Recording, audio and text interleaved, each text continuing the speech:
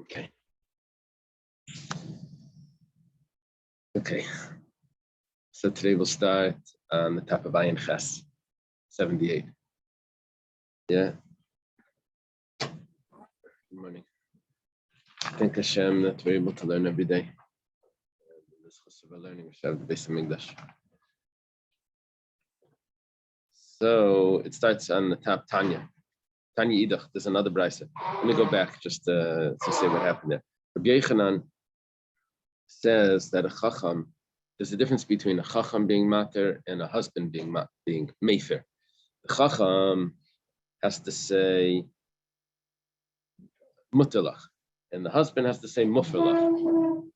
Okay, and if they do it in the wrong way, if the chacham says mufalach and the husband says mutalach, then it's not good. And we learn this from the pasuk of Zehadab. This is the matter, which tells me it has to be precise. Well, I could have thought differently without the Zehadavar. We have this classic Kal V'Chomer. It goes like this. First Kal V'Chomer of the first brisa said that if a chacham cannot be mefer, but he could be mater, so a husband that could be mefer, for sure could be mater.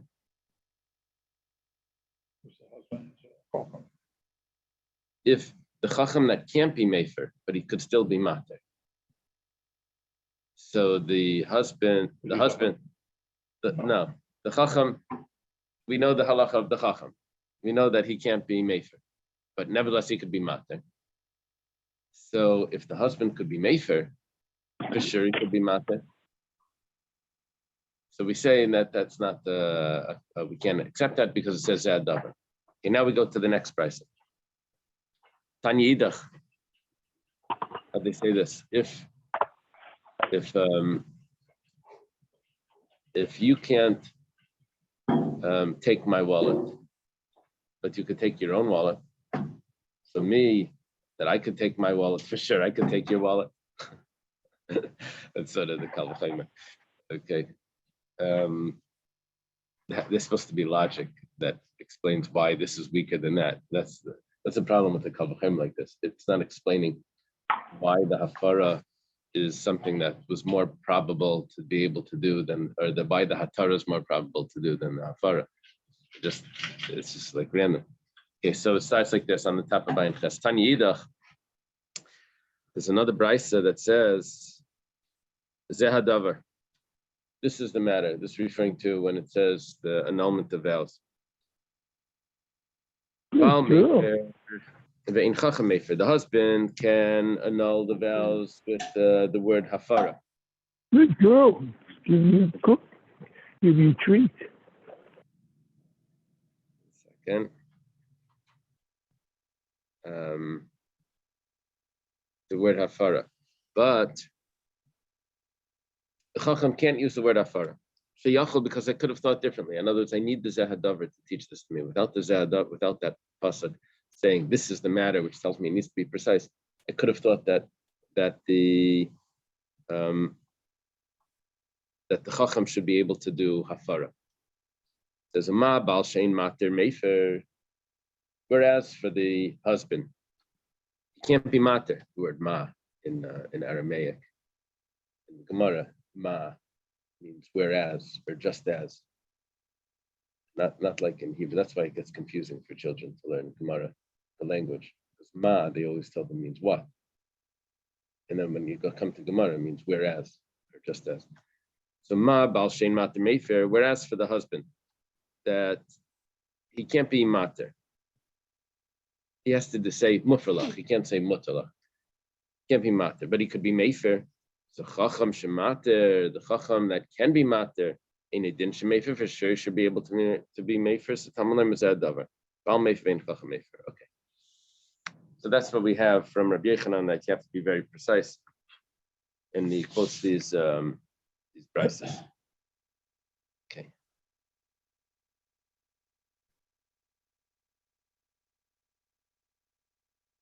Now it goes on. It says like this. Nemar kan Zehadavar, v'nemar lahalan Zehadavar. We have what's called Gzeira Shava. It says the same words here as somewhere else. We're going to learn whatever halachas apply here apply to there. A verbal analogy. It says by Nedarim, it says Hadavar, and it says further on, or over there, it's not really further on because it's in Vayikra. It says Zehadavar b'shchutei chutz, with sacrificing an animal outside the temple. Ma b'shchutei chutz, Aaron Ravana v'chol Yisrael. Just like by shchutei chutz, actually the pasuk says that it should speak to Aaron and his sons and all of Israel. Af Parshas Nedarim, Aaron Ravana v'chol Yisrael. It's also by Parshas Nedarim, which means taking the vows or annulling the vows. It's talking to Aaron and his sons and all of Israel. So far, we don't understand why that's relevant. So what? Then it says Makan Rashi Matas, just like by Parshas Nedarim, it says the heads of the tribes. Aflalan Rashi Matas, also by Shchutei Chutz, it's referring to the heads of the tribes. Well, we don't know what the meaning of that is. It's meaningless so far. Kumar is going to have to explain each one. What's the significance of that? The Parshas Nedarim L'mai Hilchasa. What's the significance of telling me by Parshas Nedarim that it applies to all of Israel? What's the point? So what? What do you get from that?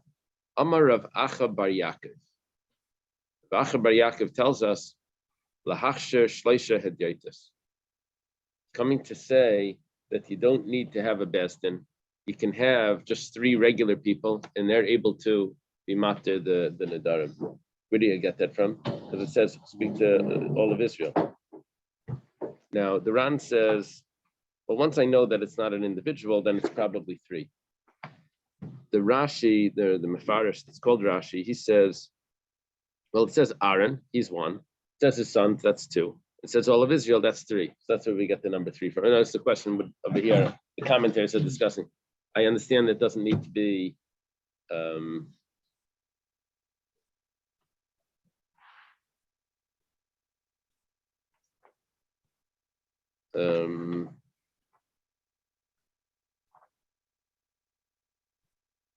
I understand that they don't need to be like Bezdin Smuchim or something like that.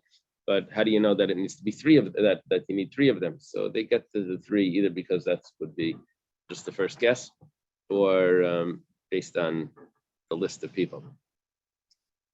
The Gemara says, "What are you talking about? You can use Shleished Yotis for Rashi Amatis Ksiv. It says, speak to the heads of the tribes. You can't use 3 regular people."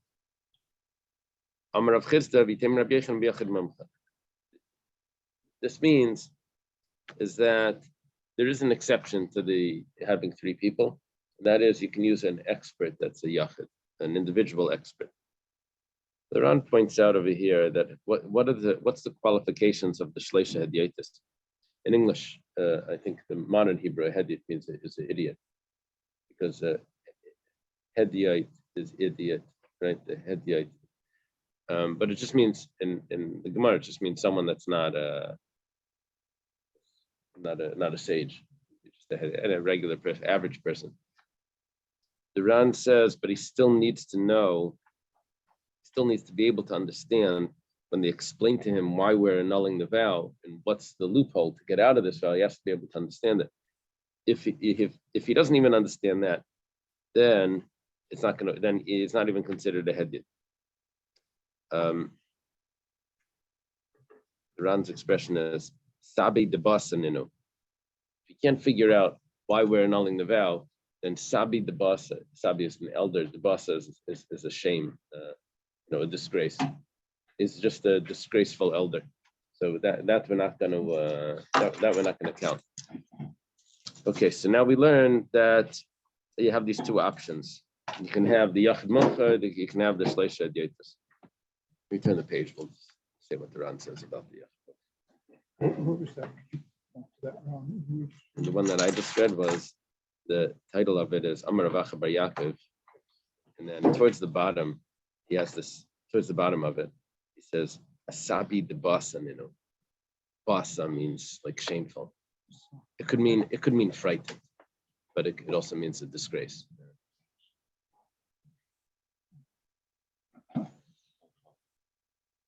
Water. Okay.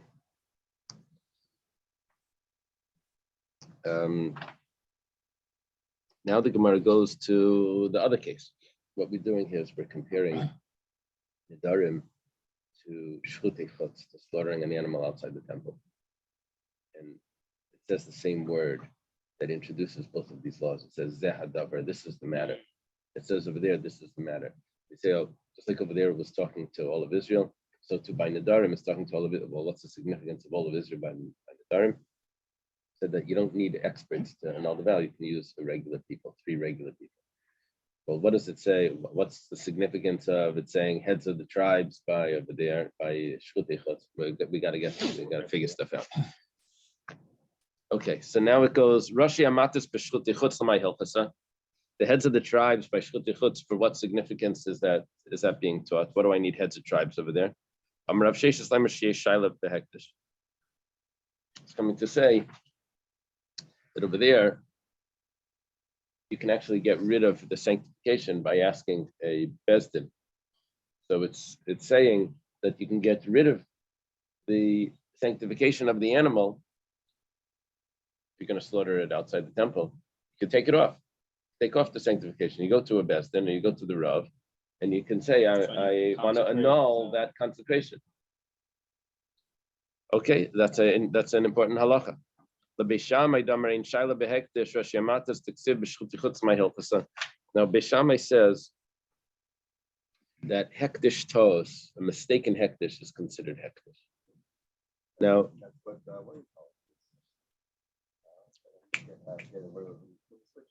Tamura.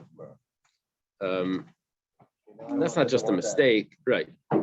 That's just a mistake. That's another point. But the way the Ran explains it is that the way Hataras Nedarim works, or Hafaras Nedarim, is because we consider it a nidrei tos. The aspect of a mistake is in it. In other words, if I would have known, I never would have done it. So if I say that even when it's a real mistake, you can't take it off, so then how could you be matir? The whole foundation of Hataras Nedarim is that it was a mistake. So once Beishamai says that hektish tos is considered hektish, then of course you can't take it off. With Hafaras, the basis of Hataras Nedarim is the mistake. Okay. Beishamai that says ain't shaila behektish, the Gemara says it just that's a statement based on that hektish tos is hektish. So Rashi Amatas tiksib b'shchutei chutz l'may hilchasa. So what do you need this comparison to Hataras Nedarim? You can't take it off. You can't take off the hektish. So what's the significance of that? So the Gemara says, I'll tell you. Beishamai let's look Zeir Shava. There's no problem. There's no question. Your question was based on an assumption that Beishamai holds of this verbal analogy. And so what do they do with it if they don't hold of it? The answer is they don't have it either. The whole verbal analogy, they never accept it. Oh, wow. That's what it says.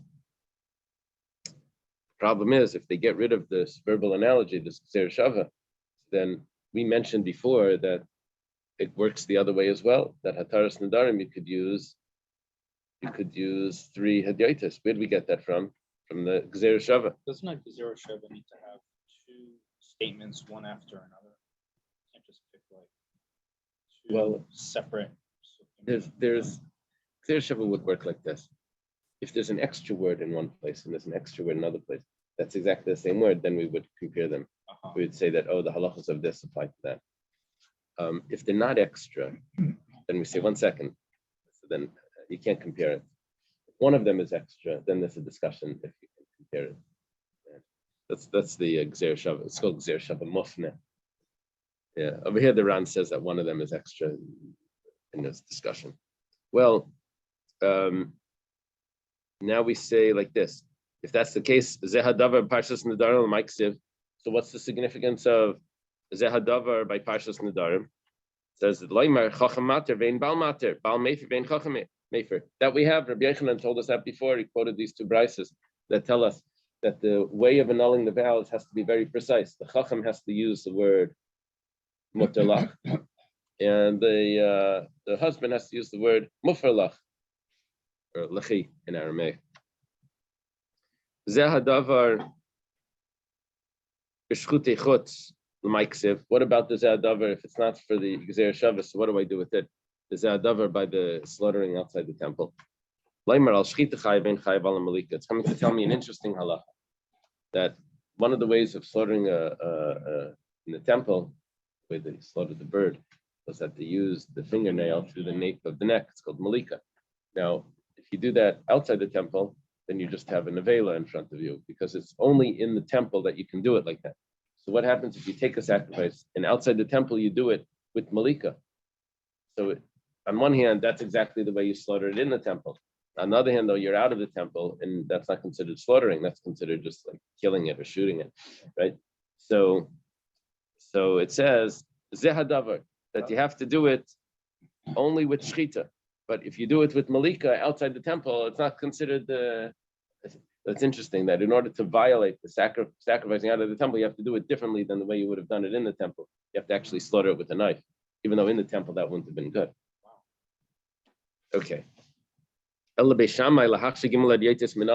left with the question that where did we get that three regular people can annul a vow? You got that from the Gezer Shava, from the verbal analogy. Shammai just dropped the verbal analogy. Where do they know that you can do that? He learns it from Ravasi Barnasan. Okay, now we're going to go through it until we get to what the point is. It's going to take a few minutes. The Ksiv says in the pasuk, "Vayidaber Moshe Mayadei Hashem al Bnei Yisrael." This is the end of the section of the holidays. We read on the holidays in Parshas Emor. It says, Eila Mayadei Hashem Mikrei Kodesh Asher Tikvosim Mayadam. That section. So in there it says, and Moshe spoke the holidays of Hashem to the Jewish people. He said the holidays. He told us the holidays. V'hatanya. It's not supposed to be V'hatanya. The Rashash adjusts it to the Tanya. The Rashash adjusts a lot of text, and he does it a lot from logic. The Chassidim were suspicious of the Rashash always. He was very quick to make adjustments, but his comments are always great. It always has something good to, yeah. He usually makes everything easier and fixes things. His questions again. He's in the back of the Gemara. He was the name was Reb Shmuel Strashon. What time frame? I think he was early 1800s, I think. Yeah. He was a wealthy man. And I think he published the Shas with his commentary in it. I think that was his son had arranged a very large library for Vilna, Reb Matisyahu Strashon. The Vilna Bibliothek was his. The Strashon Bibliothek was called. A large library. Someone told me, Rabbi Drazen, I think he told me that the Bachram weren't allowed to visit there. And an old man, Rabbi Drazen in Rhode Island, who was the rabbi in one of the shows, came from Vilna. He said the yeshiva Bachram weren't allowed to go to that library. Had books, there were secular books, weren't allowed to visit the library. So he was revising the Bomberg printing? Must have been. No, that was way before. This was a Vilnius printing. But, even the Vilna printing was before. Oh. So he was rearranging after the war. Yeah, but no, he just put it. They were just putting things into the back of the text. They weren't adjusting the page. But he was revising and saying that language is not correct. Right. Is there anything you don't know, sir? Naftali. That's right, Naftali. I asked him, is there anything he doesn't know? I'm convinced of it. I asked one time my rabbi in our house back home. I asked him, do you know what Sistine Chapel is like? What's that? It's good. Good answer. Right. So, I'm not supposed to know. Oh, really?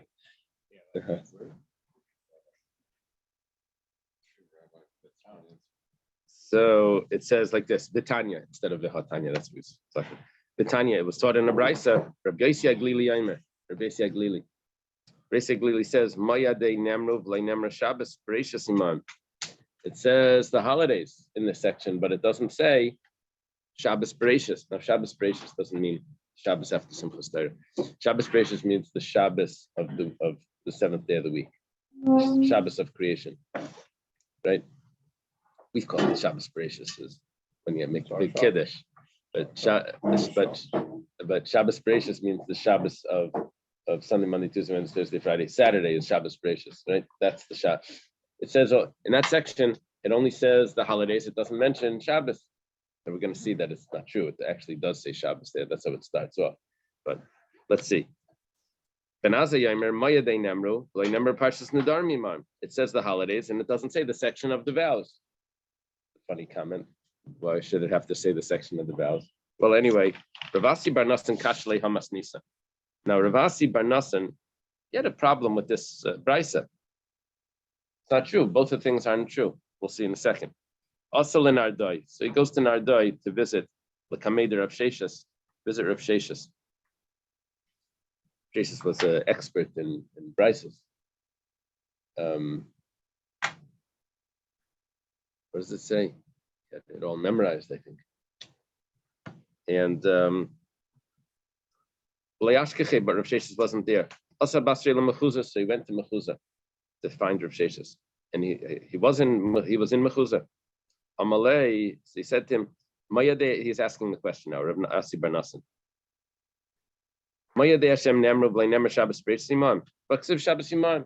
If you open up that section, it's chapter 23 in Vayikra. It starts off with Sheishis Yomim Taseh Melachtecha, Sheishim Tave, whatever. It says it talks about Shabbos.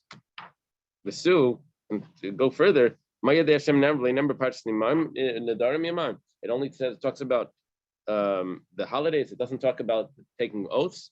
That's not true. Let me sit the ksiva. If you go to the section of taking oaths, where's that section? In Mates, at the end of the Sefer Bamidbar. In Mates, the end, right at the beginning of Mates, it talks about the oaths. What's right before Mates is Pinchas. Pinchas has all the holidays. So it does have the Nedarim together with the holidays. Not in Parshas Emor, but it has it over there. So Amalei, Rav Sheshis responds, Hachi Ktani. This is what it's referring to. Maya de Hashem, Shrichen Kiddush Bezdin. The holidays require the sanctification of the court. Shabbos Bereishis ain't Shrichen Kiddush Bezdin. Shabbos Bereishis doesn't need to be sanctified, which means that the Bezdin doesn't need to say, Sunday, today is Sunday. And then we start counting another 6 days to get to Shabbos. You don't have to do that. But by the holidays, the Bezdin has to say, today is Rosh Chodesh. And then you start counting 15 days till you get there. Right? So that's what it means that it says the holidays, but it doesn't say Shabbos Bereishis. No, it does say Shabbos Bereishis. What it means to say is that when it says Eila Maya de Hashem, the Eila is excluding, this doesn't say in the text, this is from the commentaries. The Eila is excluding the Shabbos. Eila, only the Maya de. These holidays need the Bezdin to sanctify it. Where does it say Bezdin? Well, it says that how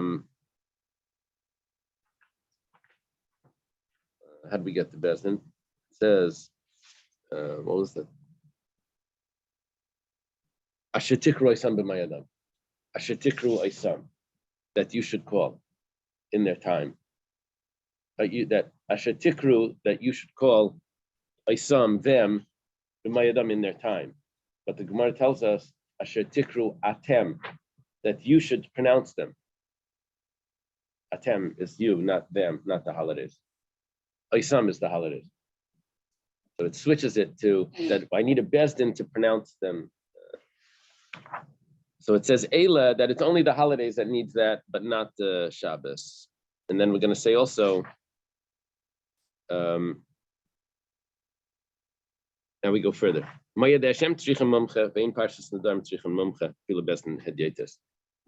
I need to create the calendar? I need a bezdin to pronounce the month. But when it comes to annulling vows, I don't need a bezdin. I don't need a mumcha. I could have a bezdin of hidyaitis. Parshas Nedarim, Rashi Amatis. What are you talking about? It says Rashi Amatis. You need the leaders. Rav Chisda, and some say that it was Rabbi Yochanan. He says that means that if you're using regular people, then you need three. If you're using a sage, then you only need one. Okay, now, the Ran goes through a discussion here. There's People like having to, use both, like 3 sages just to fulfill both of them, or one sage and 2 other. So yeah, usually what happens by Nedarim is you get one that understands it well, and the other 2 are able to understand what he's saying, and that would be good enough. Now, there's a little bit of a gap here, because to create the holidays, you need 3 people that not just are experts, but are also have smicha to be able to do that. Then we say that by Nedarim, you need hedyait. You can use 3 hedyaitis. Not only don't they have smicha, but they're not even experts. So we say we do this comparison. We say, well, zehadavar by shchutei chutz. What are we doing over here? No, I'm jumping back to that other thing. I'm sorry. Over here it says these are the holidays, but it doesn't say Parshas Nedarim together with them, which means the holidays requires the bezdin. Parshas Nedarim doesn't require the bezdin. So what does it require? 3 regular people. How do you know it's 3 regular people? Maybe it's 3 people that are experts, because we're jumping through the expert from smicha. There's really 3 stages. There's smicha, experts, and regular people, but we jump from the smicha to the regular people, and we skip the one stage in the middle. So the question is, when we say yachid mumcha, when we say that we can rely on one individual, are we referring to an individual that's an expert, referring to that he's an expert with smicha, or he's an expert even without smicha? So the Ran starts out saying that maybe it means that he has smicha. And then we would say like this, that the holidays require 3, but Nedarim could use 1. And that would be matched perfectly. He quotes the Rambam. The Rambam says no, that he does not need smicha. He could do it without smicha. Then the Ran goes to explaining the Gemara, and then he says, he tries to bring a proof from different Gemaras and Yerushalmis that sages without smicha were able to be mater neder as an individual. Quotes Rav. Said Rav was mater neder. We had it before. Over here, the Ran quotes it as Rav was mater for Rabbeinu Chananel. We had it before that Rav was mater for Rabbah. Obviously, the Ran's girsa. Is dakik Rav le Rabbah, and on the side it says in Sefer Yuchsin it says is dakik Rav le Rab Chananel. Now the Ran quotes it over here also as Rab Chananel, so that must have been the girsa of the Ran. That he annulled the vow for Rab Chananel, and he did it on his own. Now Rav, Rav had smicha only for, maybe this goes under Yoira Yoira.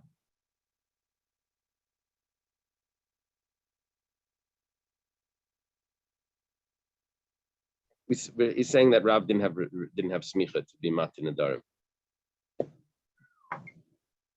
Remember the Gemara, the Sanhedrin? Yeah. So like at the beginning of Sanhedrin. Yeah. What happened was Rav was timely, theoretically could have had smicha. right But from Rebbe. right. But he didn't. Right. Well, he had when Rav went back to Bavel, he studied by Rebbe. Reb Chia stepped in for him and said, he's going back to Bavel, can you give him smicha? And he said, yeah. He said, Yaira. That's where the phrase Yaira comes from. You have smicha in Yaira, Yadin. says Yaira, Rebbe says Yaira. Yadin, can he do judgment? He says Yadin. That's like Dayanas. The Yatir B'chayras, he says no. He said so that was, he was limited in his smicha. He didn't want to give him I think the Gemara says because of Rabba Bar Chana was there, he didn't want to take away from him, so he allowed him to be anyway. Rav apparently was able to be mater in Nedarim even without smicha. There's also no reason for him to have Yatir. Yatir B'chayras. I think the Gemara says also he was afraid that he was going to say things that were surprising, because Rav was very independent in the way he was mater b'chayras, because he spent 18 months on the farm, like checking animals out. So he had his own theories. What's saying it doesn't do any good. He's not by the temple to matter or anything. Oh no, it's the opposite. When you're not by the temple, then you need to be mater b'chayras. Oh really? Yeah, because or else you can't eat it. Yeah. So it says, but maybe it's not a proof because maybe Rav had permission to be able to do this from the Nasi. He gave him permission to. Anyway, they have other proofs that you don't really need smicha to be this yachid mumcha to be matin adar. That's the Ran's discussion. They bring from Rav Huna. Where is this from? This is the big Ran. The big Ran over here. His proofs start. I don't have any bold. Do you have any bold letters in the middle of it? Yeah, Let me see your Gemara and I'll show you that.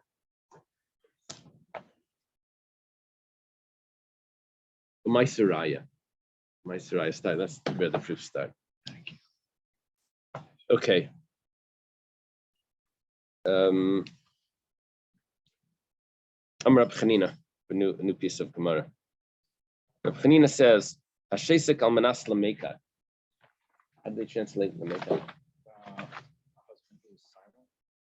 In order to And does not formally nullify his wife's vow in order to annoy. Okay, annoy. Okay. Rab Chanina says that a husband that actually wants to annul the vow, but he doesn't do it because he wants to annoy her. So You like should to. you should have seen what she did. She burnt the food. Right. So she takes a vow, and I guess she's hoping that he's going to annul it. And he says, no, tough luck, but he doesn't say anything. He's just quiet. So he's trying to annoy her. So it says like this,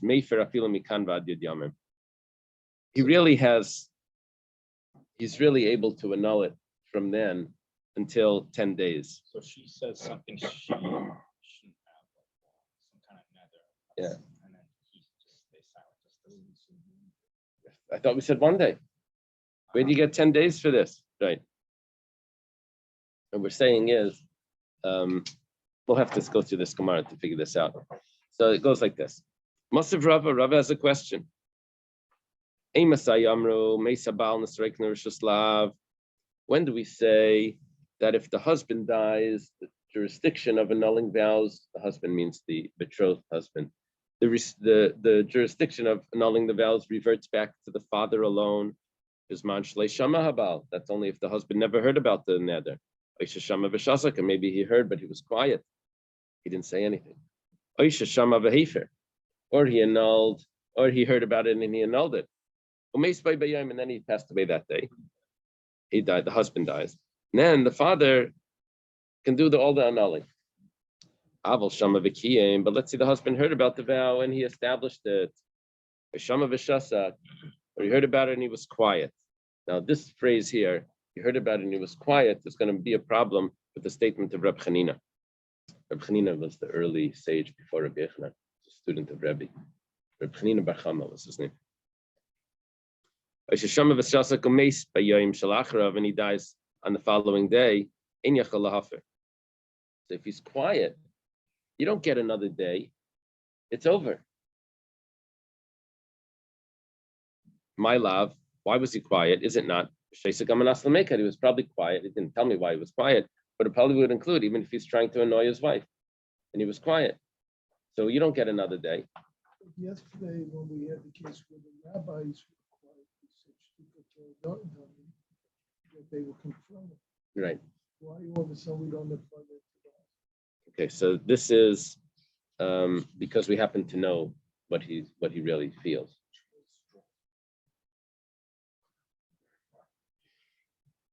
The Gemara says no. How do you know that it's talking about how do you know it's talking about that he's quiet because he wants to annoy her? Maybe he was quiet, quiet because he wanted to establish it. He was thinking about it. He's going to establish it. If that's the case, I know Shama Vakiyim. That's because that would mean that he listened and he was establishing. Ella b'sheisik stam. Rather, we're talking about over there that he was just plain quiet. He didn't know what was happening. But if he was trying to annoy her, then we would say that that's not considered established. Oh, so- you should see. So it's probably referring to like these. She probably took a vow.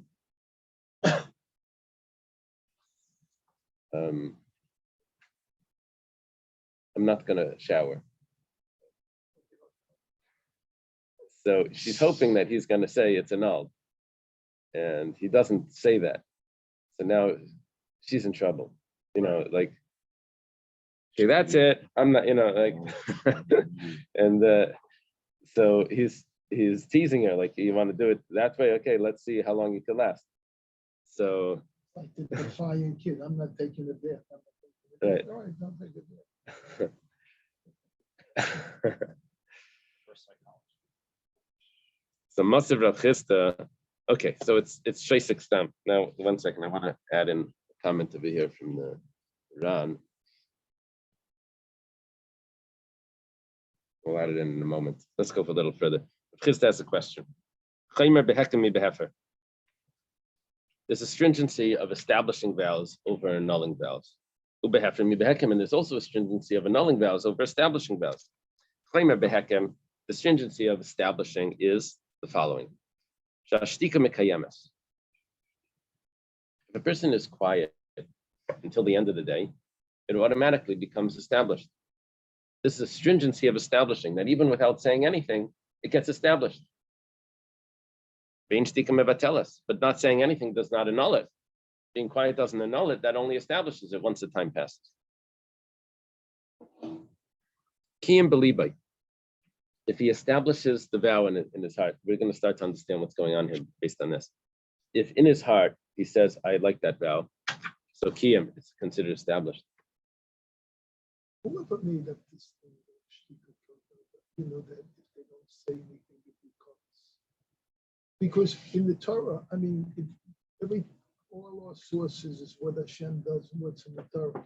Hashem created the word, not the shtik. He had a certain memorim. So everything there is said or done. All of a sudden we say, but if you don't say anything, it's done also. Where do we come up? Shtika kaida means that it's hard for people to admit. So when you challenge them, they're not going to say you're right. They're just quiet. If you're wrong, they're going to let you know that you're wrong.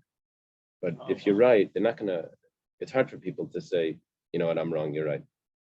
So they say, if you're quiet, then that's good enough.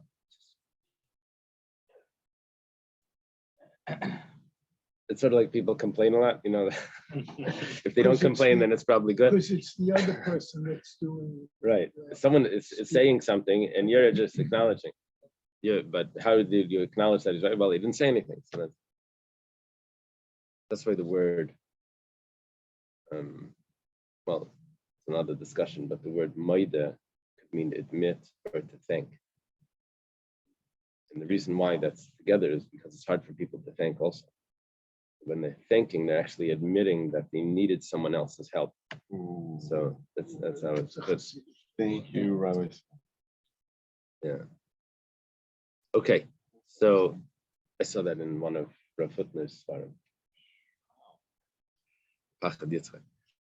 Anyway, Kiyam Belibai, if he establishes it in his heart by not saying anything, but in his heart he wants to keep it, then that's considered Kiyam.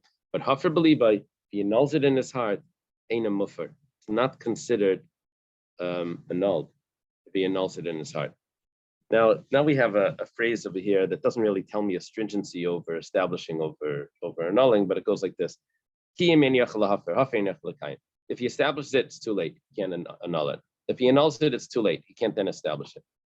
But what we see over here is Ketani, what we taught is Shashtika Mekayemes, that being quiet makes it considered established. My love, why was he quiet? Probably because he was trying to annoy her. And we see that it's considered established. What are you telling me that you have 10 days after that it's considered annulled? So, but we see over here that if he's quiet, it's not considered annulled. It says lie. It's not what it's talking about. He was quiet in order to establish it. Umar says, we said if he's quiet to establish it, we already said that case. If he's establishing it in his heart, that's kiyum. We're talking about that he was just quiet, not to establish. Okay, just to point out what's happening here. The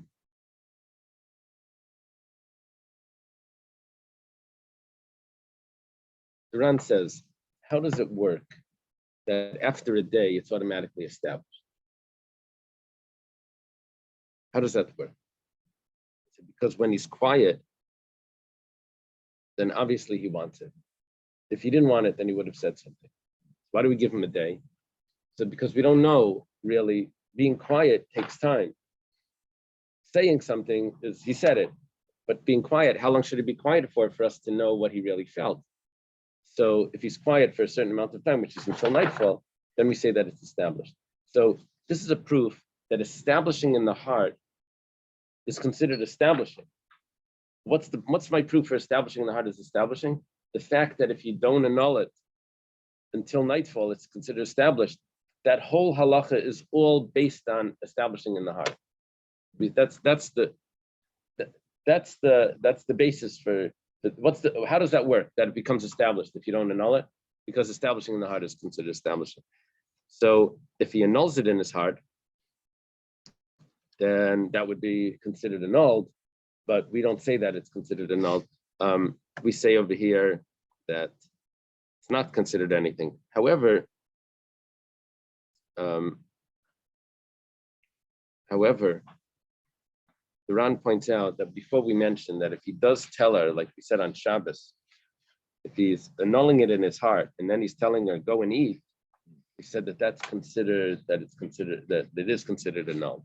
Here, when we say annulling in the heart is not considered annulled, that's because he didn't say anything. Okay. So we had a question on Reb Chanina, and we took away the question at least, but we don't know an explanation for. Guess what we're saying is that he's really considered annulling it. When he's annoying her, he's really considered annulling it. That's what we're saying, even though he didn't say it yet. But we know what he's really feeling. That's the concept. Let's leave it over here.